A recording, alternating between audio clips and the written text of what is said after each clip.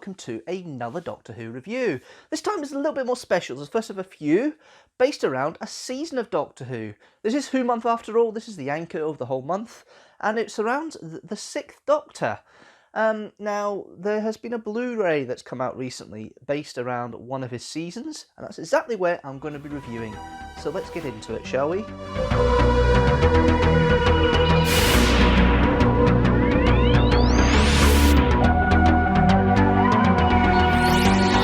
Yes, it's a Trial of a Time Lord, and this time I'm reviewing parts 1 to 4. And as always, I have for the classic reviews the television companion, which actually has the full plotline for the whole story, for the whole series, in it, in the one paragraph, or couple of paragraphs it is. What I've done is, it is written such a way you can split it up, so I'm going to read the first very part of it that's relevant to parts 1 to 4. The TARDIS is drawn to a space station where the Doctor is subjected to a Time Lord inquiry into his behaviour, presided over by the Inquisitor. The prosecuting counsel, the Valeyard, presents his first piece of evidence, which consists of a recording played back on a screen linked to the Matrix. It concerns a visit by the Doctor and Peri to the desolate planet Ravalox, which turns out to be a future Earth, shifted light years through space. The court watches as the pair get caught up in a conflict between the surface-dwelling tribe of the Free, led by Queen Katrika, and the planet's other inhabitants, a group of subterranean technocrats and their robotic ruler, Drafro. Two shady off-worlders, Glitz and Dibber, are meanwhile attempting to appropriate from Drafro some mysterious secrets, details of which are censored from the Matrix record. The secrets are eventually destroyed, along with Drafro, as a result of the Doctor's actions. So, Trial of a Time Lord parts 1 to 4. So, yes, treat this in little parts like this throughout these reviews I'm doing for Trial of a Time Lord, purely because they are kind of able to be broken up like that. Yeah, there's supposed to be an overarching plot of the Doctor being on trial, but these segments are kind of in little story segments that you can review, and it's better than doing the whole thing in the one go. But what I will do in the series, as I'll mention later on with the scoring, is I'll individually score each section, and then I'll put an overall score for the whole thing based on an average. Anyway, moving on to that, this part of the story is better than some of the stuff you got in the previous couple of seasons, to be fair. There are a lot of gems in the past couple of seasons, but there's a lot more clunkers, and this isn't one of them. It's a strong-ish script, it's very steady for Robert Holmes. This is the last one, because he turned very ill and died not long after completing this story, which was a shame.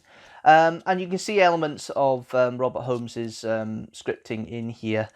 Holmes was very good at doing kind of mysteries. Holmes is very good at doing some of the best secondary character scripting. Not the strongest in parts. Queen Katrika's a bit annoying and a bit pointless. But you've got Balazar, you've got Merdine, nice little subplots.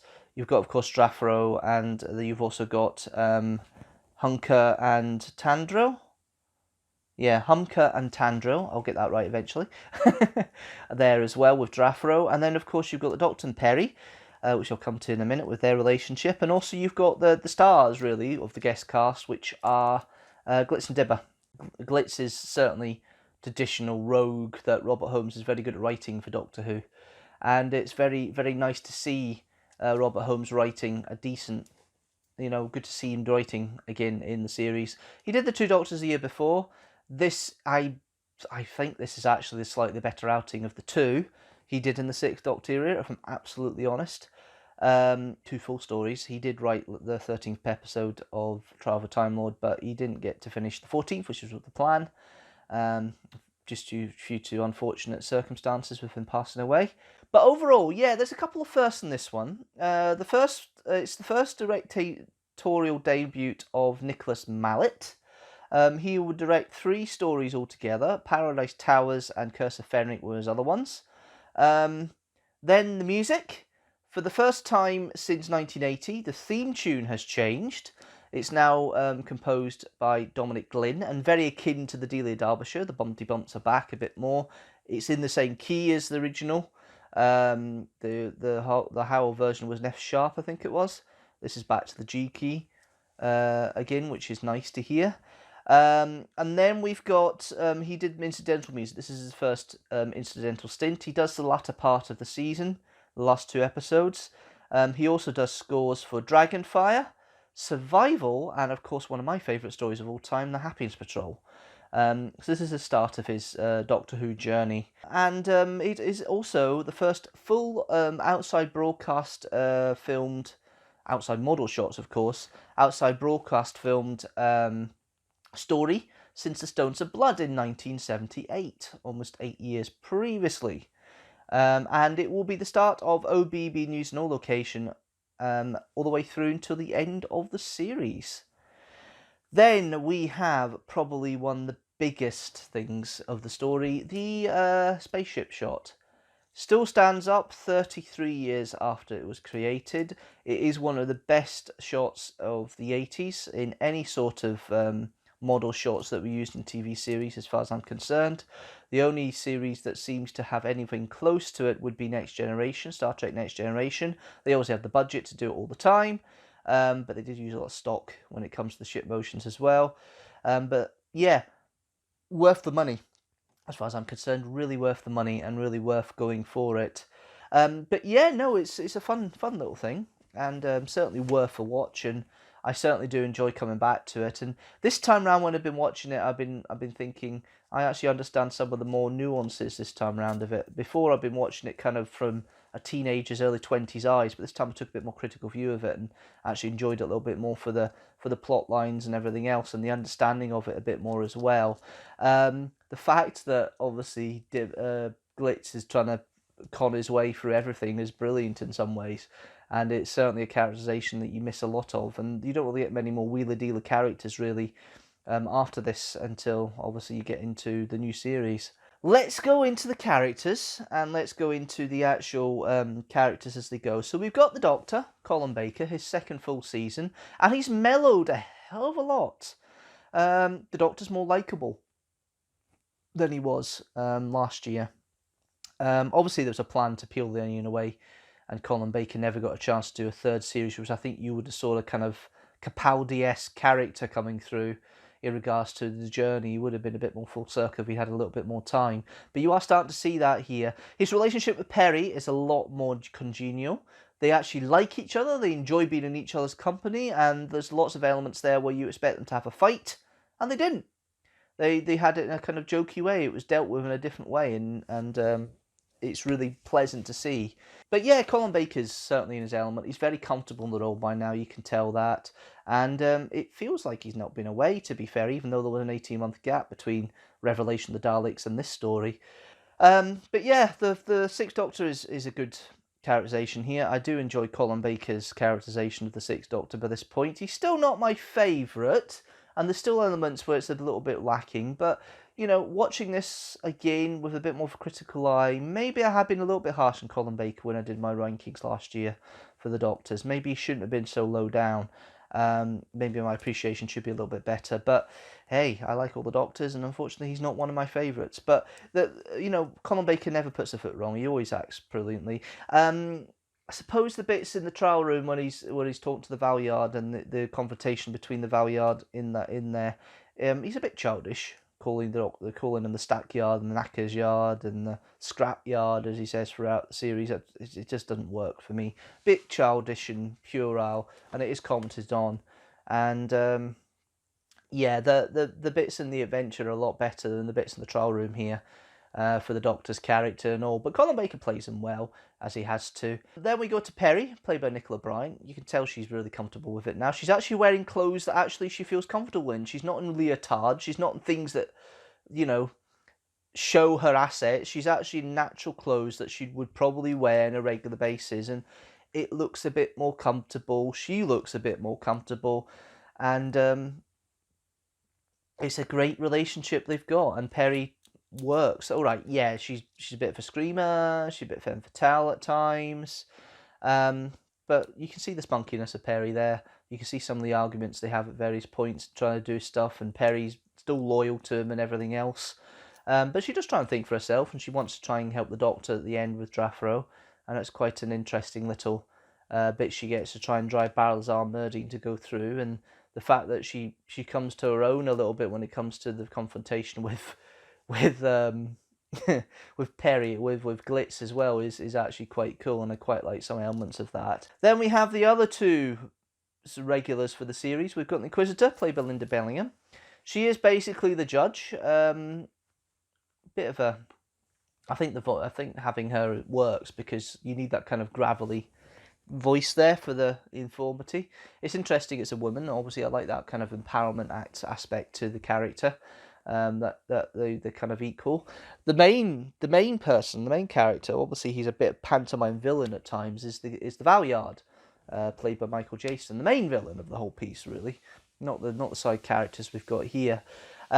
Jason starts off like a "I want to get you, Doctor," and you see him getting more and more into it as time goes on. You see more of that in the next part of I'm going to review of the Valiant, so I won't really skip much on there. But Michael Jason's a great actor. You can see that he's playing the character of a plumber and really enjoyable part. But really the Valiant comes into his own next time, so I'm going to leave that just a little bit here. You then have the guest stars. So you've got Katrika, played by Joan Sims.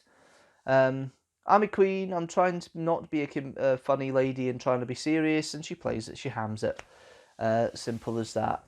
It's alright, but it's a bit kooky. It's a bit out of place, and it doesn't seem to fit well with the rest of the characters. She's supposed to be the leader of this tribe.